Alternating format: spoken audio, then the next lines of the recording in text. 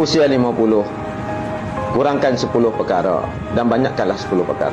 Yang pertama, kurangkanlah makan, banyakkanlah berpuasa. Yang kedua, kurangkan tidur, banyakkanlah berjaga malam. Yang ketiga, kurangkanlah bercakap, banyakkanlah berzikir. Yang keempat, kurangkanlah bersolek bermewah, banyakkanlah bersedekah. Yang kelima, kurangkanlah bergaul, banyakkanlah bersendirian, bermuhasabah diri.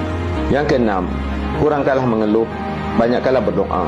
Yang ketujuh, kurangkan aktiviti dunia, banyakkanlah aktiviti akhirat. Yang ke-8, kurangkanlah meminta kepada manusia, tapi banyakkanlah memberi kepada manusia.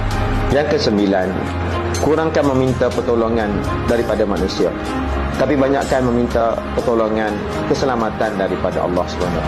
Ke-10, kurangkan bergantung harap kepada manusia, tapi banyakkanlah bergantung harap pada Allah SWT. InsyaAllah semoga bermanfaat.